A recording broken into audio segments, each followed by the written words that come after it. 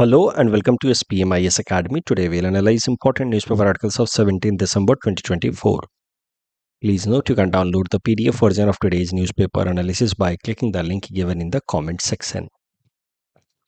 This is the list of the topics that we'll be covering from today's newspaper. The first article is about Vijay Divas, Bangladesh Liberation War. This topic is important from our syllabus GS Paper 2 International Relations point of view. तो देखिए current context समझते हैं सबसे पहले। कल का दिन यानी कि 16 दिसंबर हमारे देश के अंदर विजय दिवस की तरह सेलिब्रेट किया जाता है और उसी कॉन्टेक्स्ट में आर्टिकल आया विजय दिवस सेलिब्रेशन। तो विजय दिवस की क्या हिस्ट्री है, how it is associated with Bangladesh liberation war, वो सब कुछ समझेंगे। देखिए 1971 में 3 दिसंबर को पाकिस्तान ने भारत के ऊपर अटैक किया ऑन इट्स वेस्टर्न सेक्टर के एयर बेस पे। हमारे इंडियन एयरफोर्स के एक एयर बेस पे in western sector Pakistani air force ने अटैक किया और इसके साथ ही भारत और पाकिस्तान के बीच में तीसरा वॉर शुरू हो गया। फर्स्ट वॉज इन 1947-48 और second was in 1965 and third started in 1971 on 3 December. Start Pakistan ने ही किया था, खत्म हम लोग करेंगे, देखते हैं कैसे। 16 दिसंबर तक भारत की आर्मी ने ईस्ट पाकिस्तान में मेनली इंटरवीन करके वहां पे पाकिस्तानी आर्मी को सरेंडर करने के लिए फोर्स किया और उसके साथ ही हमने ईस्ट पाकिस्तान को एक अलग इंडिपेंडेंट कंट्री बांग्लादेश डिक्लेयर कराया और इसी कारण से 16 दिसंबर को हमारे देश में विजय दिवस की तरह सेलिब्रेट किया जाता है। तो देखते हैं इसकी हिस्ट्री। ये जो विजय दिवस है it is associated with Bangladesh liberation war.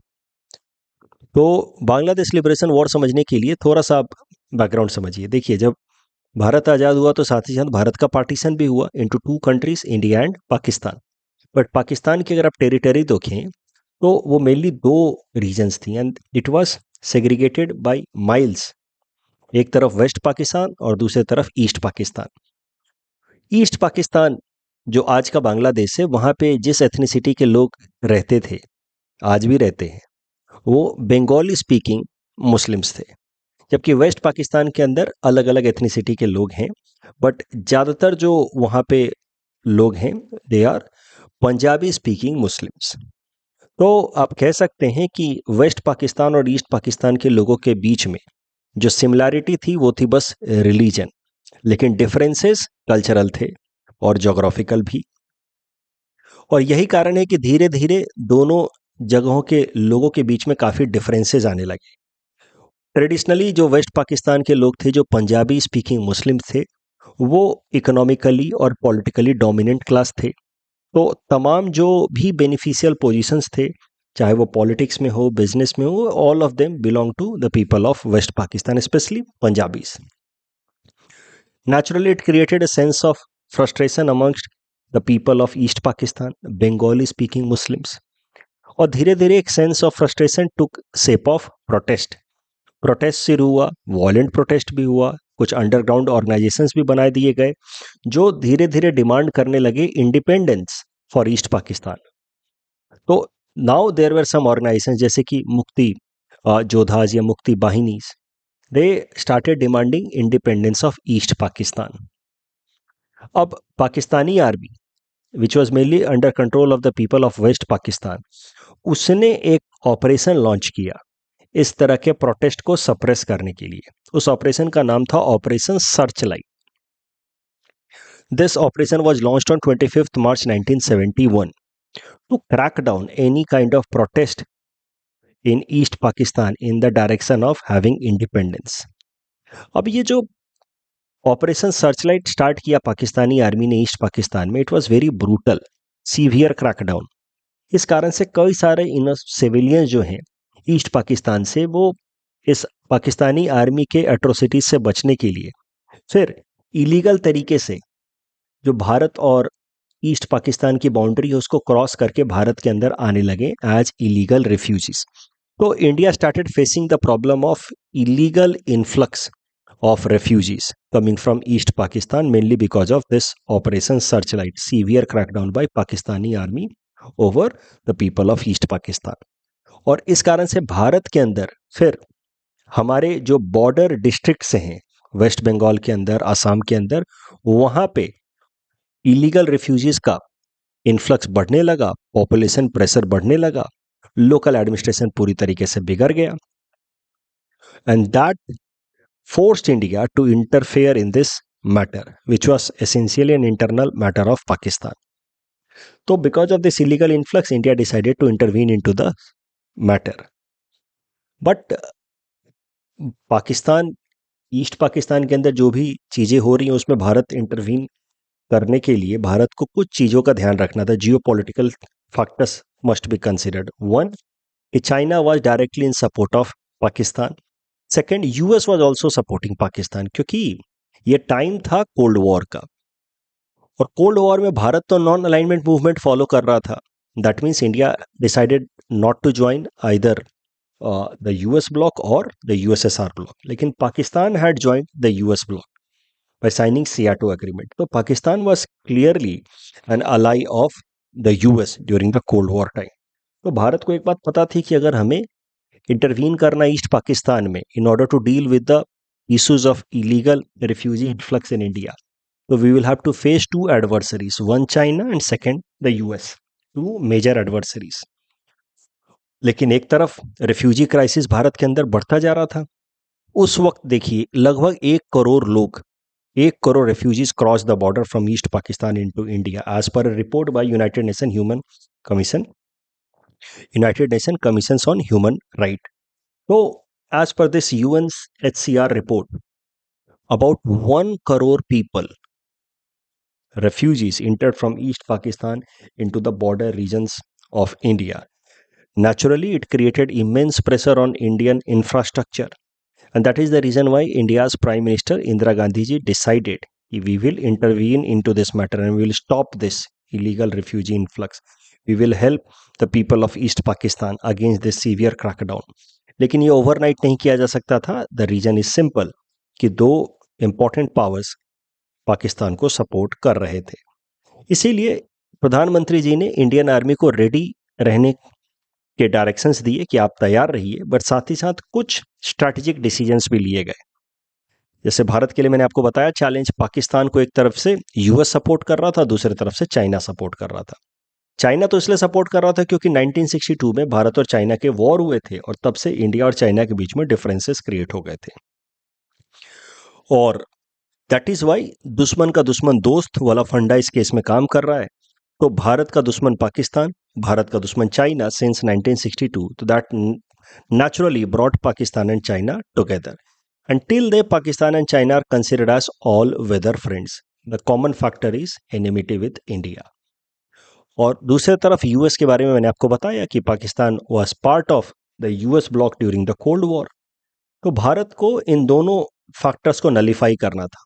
तो प्रधानमंत्री इंदिरा गांधी जी ने ये वक्त जो मार्च है, मार्च से लेकर के दिसंबर तक का टाइम लिया in order to nullify these two factors. इसी दौरान भारत ने यूएसएसआर के साथ एक फ्रेंडशिप ट्रीटी साइन की, India USSR friendship agreement in 1971.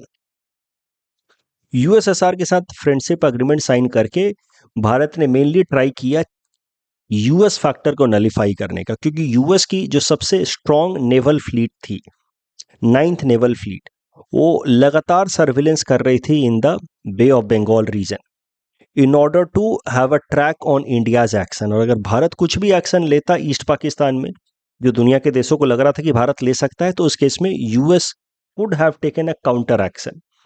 तो अब यूएस को के थ्रेट को नलीफाई करने के लिए भारत ने साइन किया इंडिया यूएसएसआर फ्रेंडशिप अग्रीमेंट.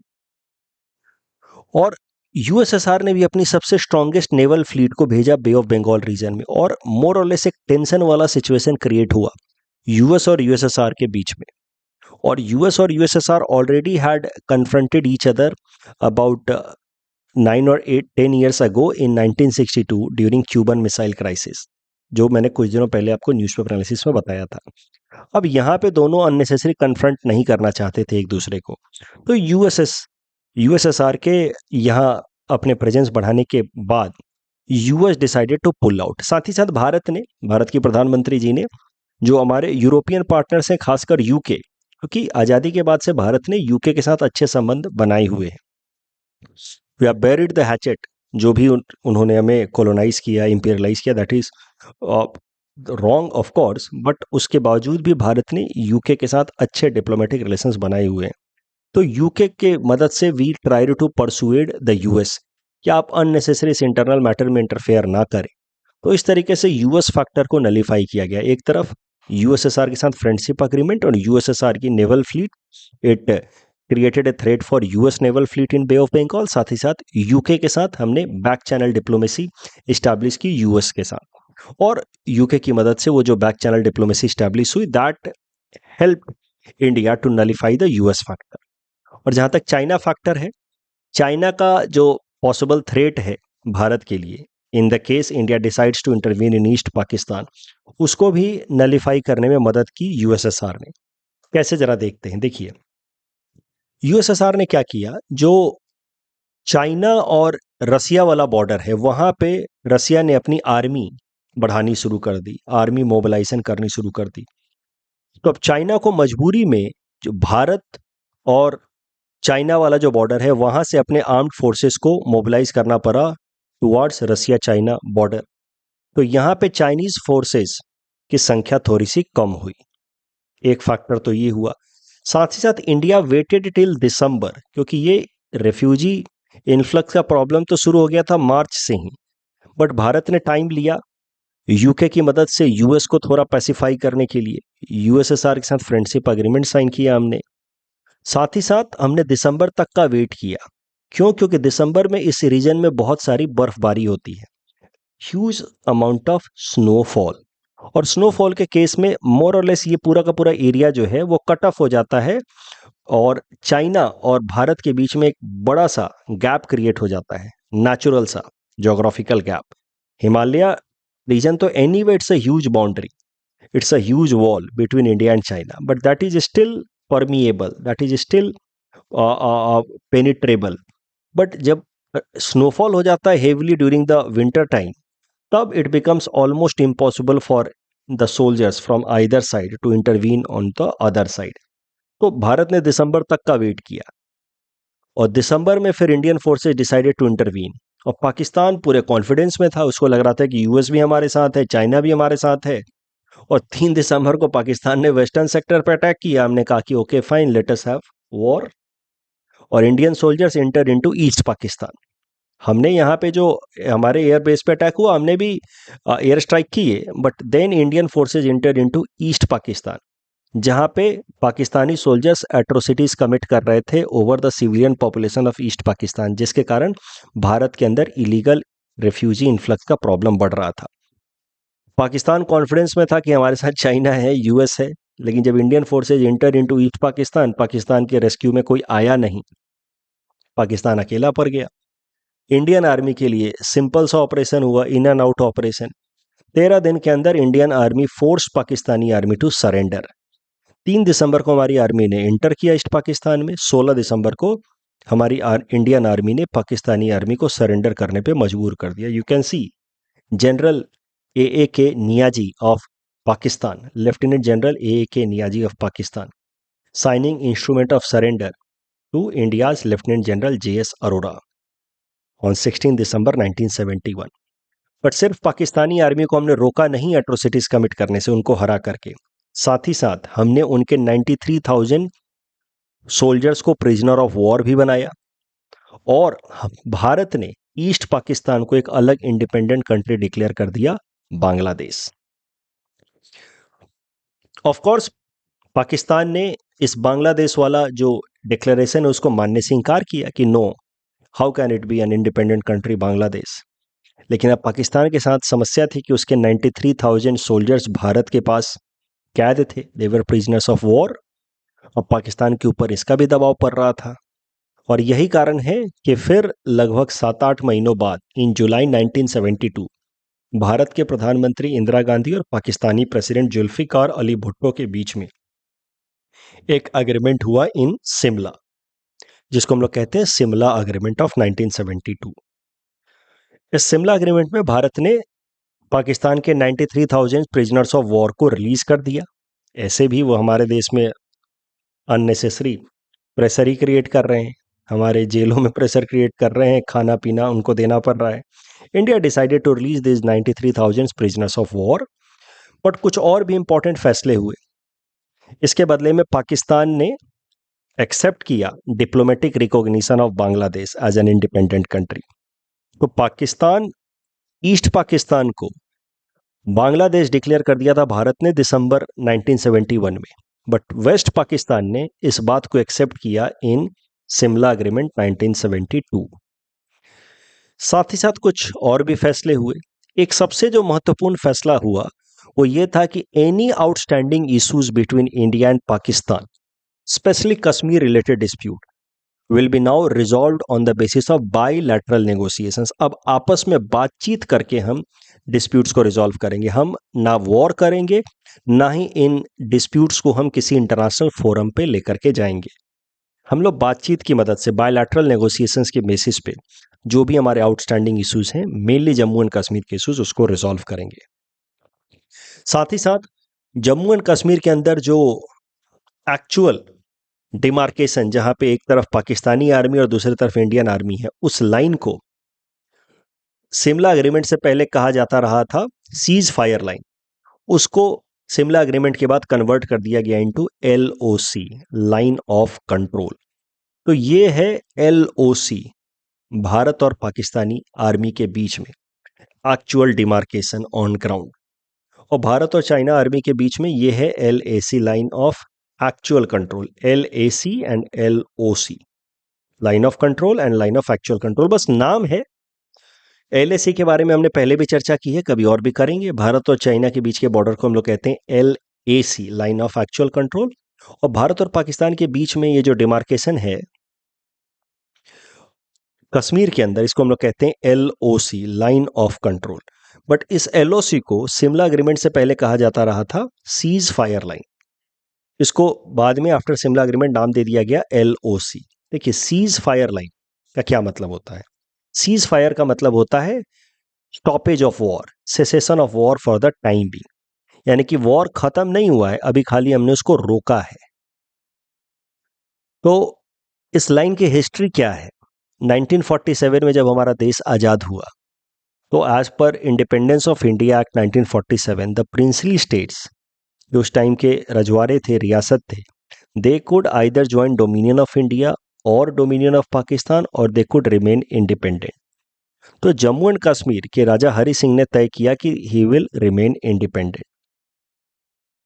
और इसका फायदा उठाने की कोशिश किया पाकिस्तान ने कि ठीक है, राजा हरि सिंह ने फैसला किया कि ना ही वो पाकिस्तान ज्वाइन करेंगे, ना ही भारत ज्वाइन करेंगे, और वो इंडिपेंडेंट रहेंगे। पाकिस्तान ने क्या किया? अपनी आर्मी को जम्मू कश्मीर के अंदर in the garb of tribals भेजना शुरू किया। दिखाना चाह रहा था कि ट्राइबल लोग हैं जो राजा हरि सिंह के अगेंस्ट रिवोल्ट कर रहे हैं, बट थे पाकिस्तानी आर्मी ही।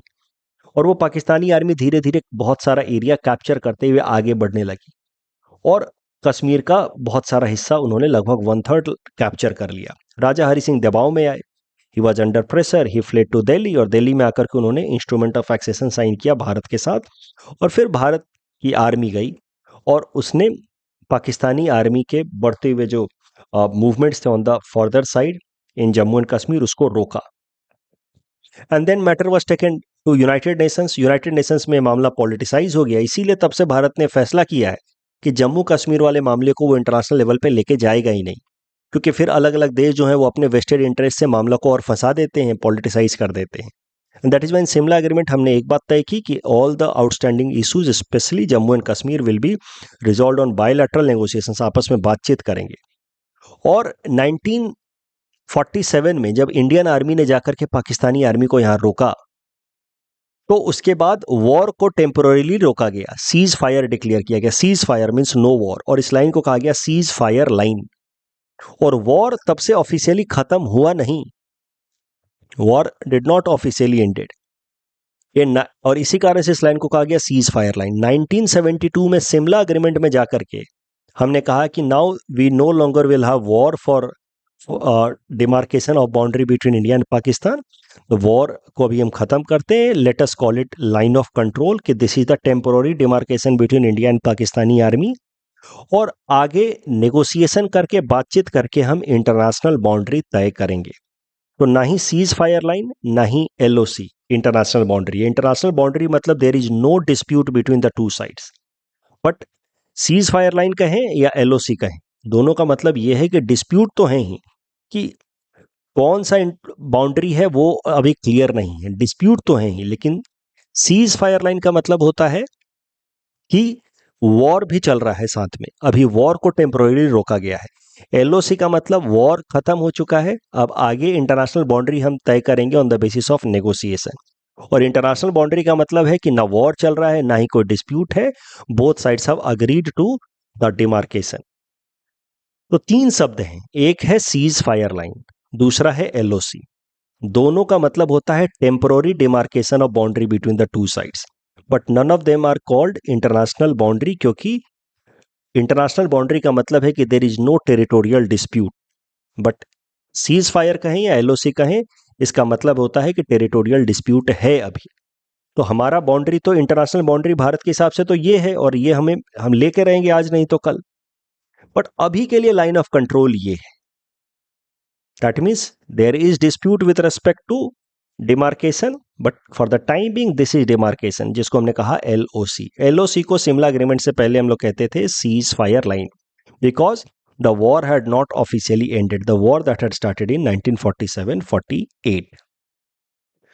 तो इस तमाम डिस्कशन के बेसिस पे ये प्रीलिम्स प्रैक्टिस क्वेश्चन है, आप इसको अटेम्प्ट करें। साथ ही साथ शिमला एग्रीमेंट का क्या सिग्निफिकेंस है भारत और पाकिस्तान के रिलेशंस को शेप करने में, वो आपसे पूछा गया है इस 10 मार्कर के प्रश्न में। तो मोर और लेस जितना हमने डिस्कशन किया उसके बेसिस पे आप ये जवाब को आराम से फ्रेम कर सकते हैं। जस्ट ट्राई इट, 150 वर्ड्स में आप इसको लिखने की कोशिश करें।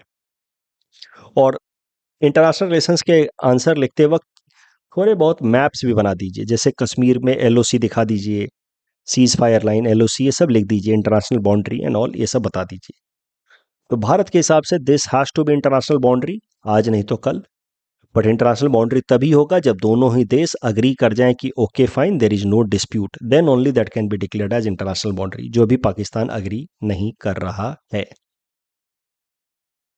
The next topic is about green hydrogen. This topic is important from our syllabus GS paper 3 Indian economy point of view. देखिए हाइड्रोजन क्या होता है। हाइड्रोजन तो वैसे तो एक तरीके का गैस है, but it can be used as fuel also. ये व्हीकल्स में फ्यूल की तरह इस्तेमाल किया जा सकता है डायरेक्टली। उसको आप आप आप आप ब्लेंड कर सकते हैं विथ अदर नेचुरल गैस जैसे कि सीएनजी, और वैसे भी उसको फ्यूल की तरह इस्तेमाल किया जा सकता है। हाइड्रोजन गैस की मदद से हाइड्रोजन सेल्स भी बनाए जा सकते हैं जो इलेक्ट्रिक या बैटरी रन व्हीकल्स को पावर करने में काम आएंगे। तो बेसिकली हाइड्रोजन को आप सीधा सीधा फ्यूल की तरह इस्तेमाल कर सकते हैं in order to run vehicles. जैसे सीएनजी पे चलती हैं व्हीकल्स, वैसे हाइड्रोजन पे चल सकती हैं। उसके अलावा हाइड्रोजन को आप सीएनजी के साथ ब्लेंड करके भी फ्यूल की तरह इस्तेमाल कर सकते हैं। हाइड्रोजन बेस हम लोग सेल भी बना सकते हैं, बैटरी भी बना सकते हैं, जिसकी मदद से हम फिर इलेक्ट्रिकल एनर्जी प्रोड्यूस कर सकते हैं, और उस इलेक्ट्रिकल एनर्जी की मदद से हम मोबिलिटी यानी कि ट्रांसपोर्टेशन कंडक्ट कर सकते हैं। तो इन तमाम काम में आता है hydrogen. Means hydrogen is a source of energy that may used for power production as well as for mobility. But hydrogen किस तरीके से प्रोड्यूस हो रहा है, उसके बेसिस पे हाइड्रोजन को अलग अलग नाम दिया गया है। ग्रे हाइड्रोजन, ब्लू हाइड्रोजन या ग्रीन हाइड्रोजन। ग्रे हाइड्रोजन में क्या होता है कि नेचुरल गैस यानी कि CH4 को हमने लिया और उसमें हाइड्रोजन को सेपरेट कर लिया और बाकी कार्बन को हमने रिलीज कर दिया in the atmosphere in the form of CO2। तो ये जो मेथड है हाइड्रोजन को प्रोड्यूस करने का, ये थोड़ा सा इन्वायरमेंट डैमेजिंग हुआ, क्योंकि इस प्रोसेस में हम लोग ग्रीन हाउस गैस इमिशन कर रहे हैं CO2। That is why this hydrogen is known as grey hydrogen, not a very environment friendly approach to produce hydrogen. वहीं अगर ऐसे ही हाइड्रोजन प्रोड्यूस किया जाए, बट ये जो CO2 रिलीज हो रहा है इस पूरे प्रोसेस में, उसको एटमॉस्फेयर में रिलीज करने के बजाय अंडरग्राउंड स्टोर कर लिया जाए, तो this hydrogen will be known as blue hydrogen. Hydrogen है सेम ही, ऐसा नहीं कि अलग हाइड्रोजन है, बट प्रोसेस के बेसिस पे इनको अलग अलग नाम दिया जा रहा है। इन्वायरमेंट डैमेजिंग तो grey hydrogen, relatively environment friendly तो ब्लू हाइड्रोजन। बट जो सबसे बेहतरीन तरीका है हाइड्रोजन प्रोड्यूस करने का वो ये है कि वाटर H2O की इलेक्ट्रोलाइसिस करा दी जाए, यानी कि उसको ब्रेक कर दिया जाए हाइड्रोजन और ऑक्सीजन के बीच में, और हाइड्रोजन को सेपरेट कर लिया जाए और ऑक्सीजन को रिलीज कर दिया जाए एटमॉस्फेयर में। This would be the best way to produce hydrogen. और इस प्रोसेस से जो हाइड्रोजन प्रोड्यूस होता है उसको हम लोग कहते हैं ग्रीन हाइड्रोजन। अब ग्रीन हाइड्रोजन के फायदे क्या हैं? It will help us in cutting down green house gas emission, and that is how it will help us in attaining Panchamrit strategy. देखिए, हाइड्रोजन अपने आप में एक क्लीन सोर्स ऑफ एनर्जी है, क्लीनर फ्यूल है। तो हमारी जो पंचामृत स्ट्रैटेजी है उसके अंतर्गत, पंचामृत स्ट्रैटेजी मतलब भारत का commitment towards climate change that we have made under Paris climate deal. तो ये कहानी आई जस्ट होप कि आपको याद हुई होगी, अगर आप न्यूज़पेपर से सुनते आ रहे हैं तो, कि India has made 5 set of commitments under Paris climate deal which is known as India's INDC, intended nationally determined contribution. उसमें से एक कमिटमेंट है कि भारत अटेन करेगा नेट जीरो बाय 2070, यानी कि जितना ग्रीन हाउस गैस इमिशन करेंगे उतना ही हम सेक्वेस्ट्रेट भी करेंगे। तो नेट जीरो को हम अटेन करेंगे 2070 तक, दैट इज द गोल। तो उसको अटेन करने में green hydrogen will be helpful. उसके अलावा green hydrogen is very versatile source of fuel, क्योंकि इससे इलेक्ट्रिसिटी भी प्रोड्यूस हो सकता है। उसके अलावा मोबिलिटी पर्पसेज, यानी कि ट्रांसपोर्टेशन पर्पसेज, इंडस्ट्रियल एक्टिविटी, सब में इस्तेमाल हो सकता है। क्लीनर सोर्स ऑफ एनर्जी है, so it will curve pollution. इसके अलावा भारत बहुत सारा क्रूड ऑयल इंपोर्ट करता है in order to meet its energy requirement. About 80% of India's energy requirement is made through import. तो वो import पे हमारी डिपेंडेंस कम हो जाएगी if we start producing more and more green hydrogen. और बिजनेसेस के लिए नए नए अपॉर्चुनिटीज खुल पाएंगे। India can become a global hub if we start producing more and more green hydrogen, then India can become a major hub for exporting hydrogen. तो ये सब तमाम फायदे हो सकते हैं अगर भारत ग्रीन हाइड्रोजन को प्रोड्यूस करना शुरू कर दे तो। और इसी टारगेट को ध्यान में रखते हुए, इसी फायदों को ध्यान में रखते हुए भारत ने नेशनल हाइड्रोजन मिशन भारत सरकार ने अडॉप्ट किया है, जिसके अंतर्गत हमने टारगेट रखा है कि 5 मिलियन मेट्रिक टन्स हम हाइड्रोजन प्रोड्यूस करेंगे by 2030, and that will help in meeting 40% of our domestic requirement. अब इस नेशनल हाइड्रोजन मिशन के अंतर्गत मेनली 2 चीजें चाहिए। देखिए, अगर ग्रीन हाइड्रोजन प्रोड्यूस करना है तो we need electrolyser for electrolysis purpose. तो इसी नेशनल हाइड्रोजन मिशन के अंतर्गत लाया गया है SIGHT programme which focus on electrolyser production, and SIP programme which will focus on promoting public private partnership model in order to promote overall green hydrogen production. उसके अलावा production linked incentive scheme लाया गया है hydrogen production के लिए, ताकि जो कंपनियां ऑलरेडी ग्रीन हाइड्रोजन प्रोड्यूस कर रही हैं, अगर वो ज़्यादा हाइड्रोजन प्रोड्यूस करें, या फिर इलेक्ट्रोलाइजर जो मैन्युफैक्चर कर रही हैं, इलेक्ट्रोलाइजर मतलब ये मशीनें जो इलेक्ट्रोलाइसिस करके वाटर को सेग्रीगेट कर दे बिटवीन हाइड्रोजन एंड ऑक्सीजन, तो इलेक्ट्रोलाइजर प्रोड्यूस करने पे उन कंपनियों को थोड़ा मॉनेटरी बेनिफिट दिया जाएगा under production linked incentive scheme. Bharat के अंदर जो पहला प्योर ग्रीन हाइड्रोजन प्लांट लगाया गया वो लगाया गया in Assam Jorhat by Oil India Limited. It is India's first 99% pure green hydrogen plant.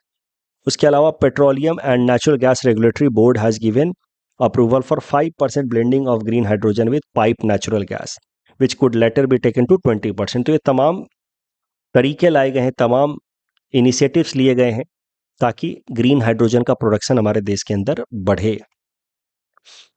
Problem क्या है ग्रीन हाइड्रोजन के प्रोडक्शन में? सबसे बड़ा प्रॉब्लम है कॉस्ट का। ये जो इलेक्ट्रोलाइजर्स होते हैं ना, ये बड़े कॉस्टली होते हैं, तो initial investment is very high. उसके अलावा पावर कंजम्पशन, अब इन इलेक्ट्रोलाइजर्स को रन करने के लिए तो बिजली चाहिए, और वो बिजली अगर हम कोयला प्रोड्यूस करके ला रहे हैं तो ultimately this hydrogen will no longer be considered as a cleaner source of energy. So power consumption is very high. Consumption of water is also there, water को तो कन्वर्ट किया जा रहा है, अब वाटर की भी तो स्कार्सिटी है हमारे देश के अंदर। एंड सेफ्टी इश्यूज, क्योंकि इतना बड़ा इलेक्ट्रोलाइजर है तो किसी के बिजली के झटके लगने के खतरे हमेशा बने रहते हैं जो वहां पे वर्कर्स काम कर रहे हैं। So these are concerns associated with green hydrogen. ये जो पूरा आर्टिकल है इन्हीं कंसर्न्स के ऊपर चर्चा कर रहा है कि प्रॉब्लम्स तो हैं ही। भारत सरकार का लक्ष्य है 5 million metric tons of green hydrogen by 2030 that will help us to achieve net zero by 2070, one of the 5 strategies under India's Panchamrit strategy. But इनको अचीव करने के लिए जो हमारा प्रोग्रेस है नेशनल ग्रीन हाइड्रोजन मिशन के अंतर्गत वो बहुत स्लो है।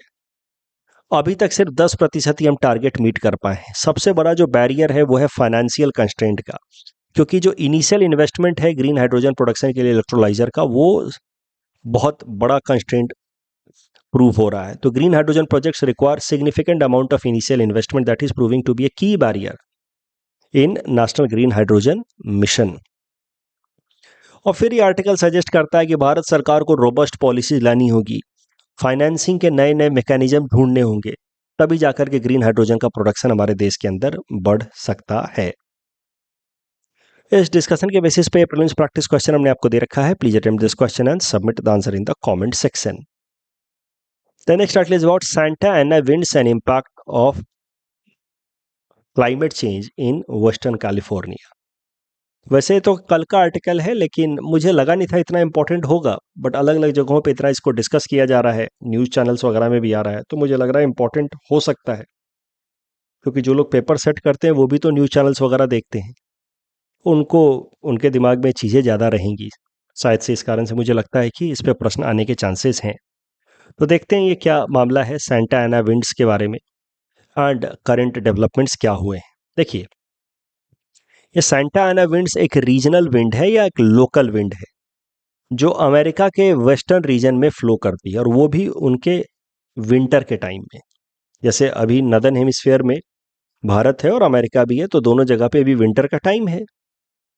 तो वेस्टर्न रीजन में, मेनली कैलिफोर्नियन रीजन में, ये सेंटा एना विंड्स फ्लो करती हैं ड्यूरिंग द विंटर्स। होता क्या है कि विंटर्स के दौरान अमेरिका के वेस्टर्न रीजन में, कैलिफोर्निया से थोड़ा सा और अंदर जाने में, यहाँ पे एक ग्रेट बेसिन रीजन है जो थोड़ा अपर साइड में है, थोड़ा सा उसकी एल्टीट्यूड ज़्यादा है। अब ग्रेट बेसिन रीजन में रिलेटिवली हाई प्रेशर बन जाता है एज कंपेयर टू ओशन, जो पैसिफिक ओशन है। क्यों? क्योंकि पैसिफिक ओशन जो वाटर है वो जल्दी ना गर्म होता है ना जल्दी ठंडा होता है, because of its high specific heat capacity. That is the reason why during the winters water is relatively warmer as compared to the land, and since water is warmer, तो यहाँ पे बन जाता है लो प्रेशर, जबकि land बहुत ठंडा हो जाता है। जब ठंडा हो जाता है तो इसके ऊपर की हवाएं जो हैं वो फिर कंप्रेस होती हैं क्योंकि ठंडी हो रही हैं, तो उनकी डेंसिटी बढ़ती है। जब डेंसिटी बढ़ती है इस यहाँ की हवाओं की, तो फिर यहाँ पे बन जाता है हाई प्रेशर। तो इस कारण से विंटर के दौरान यहाँ वेस्टर्न अमेरिकन रीजन में, स्पेशली दिस कैलिफोर्नियन रीजन में, थोड़ा सा अंदर जाएंगे तो यहाँ पे ग्रेट बेसिन रीजन है, वहाँ पे बन जाता है हाई प्रेशर, और पैसिफिक ओशन में बन जाता है लो प्रेशर। और फिर यहाँ से हाई प्रेशर से हवाएं जो हैं वो लो प्रेशर की तरफ मूव करती हैं टुवर्ड्स द पैसिफिक ओशन, और बीच में मिलते हैं कैलिफोर्नियन डेजर्ट, मोहावे डेजर्ट। आपने ये सब डेजर्ट्स के बारे में जरूर पढ़ा होगा ज्योग्राफी की क्लास में। और इस डेजर्ट के कारण ये जो हवाएं हैं वो बहुत ज़्यादा ड्राई हो जाती हैं। वैसे भी सर्दी के दिनों में जो हवाएं होंगी उनका ड्राइनेस ज़्यादा ही होता है, क्योंकि लोअर टेम्परेचर पे विंड का मॉइस्चर होल्डिंग कैपेसिटी कम रहता है। तो वैसे भी ये हवाएं जो सर्दी के दिनों में बह रही हैं वो ड्राई हैं, और साथ ही साथ जब वो डेजर्ट रीजन से मूव करती हैं तो they become even more dry. और ये जो ड्राई हवाएं हैं ये फिर कभी कभार आसपास में जो थोड़े बहुत फॉरेस्ट हैं उनको भी ड्राई कर देते हैं, उनका भी पत्तों को पूरी तरह से सुखा देते हैं। और ये इतनी तेज चलती हैं हवाएं कि पेड़ों को आपस में, उनके जो ब्रांचेज हैं उनको आपस में टकराने लगते हैं। They start colliding, the branches of the trees because of this fast moving Santa Ana winds start colliding with each other, which leads to sometimes generation of friction, which leads to spark, and that spark creates fire, and that is the reason why ये जो Santa Ana winds हैं they are also associated with wild fires, जंगलों में आग भी लगा देते हैं। तो इन कारण से this Santa Ana winds are notorious.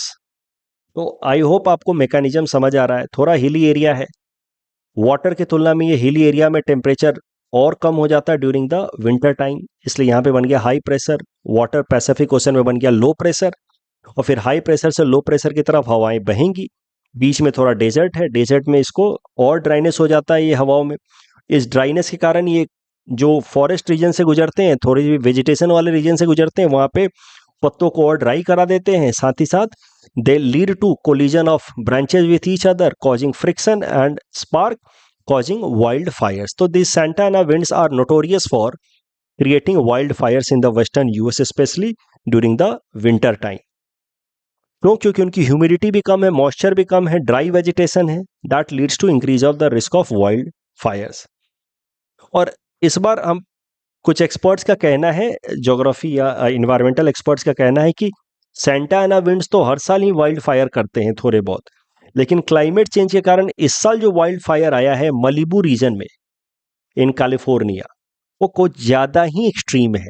So recently experts suggest that Santa Ana winds and climate change collectively are fueling a very extreme wildfire in Malibu coastal region of California, the US. तो यहाँ पे coastal region में बड़ा extreme wild fire आया है in the Malibu region of California, जिसको expert suggest कर रहे हैं कि it is because of the joint factor of climate change and Santa Ana winds. इस टॉपिक डिस्कशन के बेसिस पे प्रीलिम्स प्रैक्टिस क्वेश्चन हमने आपको दे रखा है। Please attempt this question and submit the answer in the comment section. Next article is about Ustad Zakir Hussain साहब के बारे में। प्रीलिम्स पर्सपेक्टिव से इंपॉर्टेंट है। देखिए, जाकिर हुसैन साहब को तो आप जानते ही हैं, legendary tabla maestro. He passed away because of idiopathic pulmonary fibrosis. He passed away at the age of 73। इन्होंने 4 ग्रैमी अवार्ड जीते हैं, including the 66th Grammy award of 2024। इस पे लास्ट ईयर यानी कि 2024 में जो प्रीलिम्स एग्जाम हुआ था एपीएससी का मार्च में, उस पर प्रश्न भी आया था, Grammy awards won by Zakir Hussain साहब। इनको पद्मश्री अवार्ड मिला 1988 में, पद्म भूषण 2002 में, और भारत का second highest civilian award Padma Vibhushan मिला इनको पिछले साल 2023 में। इनको संगीत नाटक अकादमी अवार्ड भी मिला हुआ है 1990 में। इडियोपैथिक पल्मोनरी फिब्रोसिस एक क्रोनिक लंग डिजीज होता है जिसमें धीरे धीरे लंग्स के अंदर इन्फ्लेमेशन आने लगता है और एयर सैक जो है वो कोलैप्स होने लगते हैं। इस टॉपिक डिस्कशन के बेसिस पे प्रीलिम्स प्रैक्टिस क्वेश्चन है। शक्ति ब्रांड के बारे में, शक्ति जो बैंड है उसके बारे में प्रश्न आया था लास्ट ईयर एपीएससी प्रीलिम्स में। थोड़ा सा खुद ढूंढिए, सर्च कीजिए, गेस कीजिए, attempt this question and submit the answer in the comment section.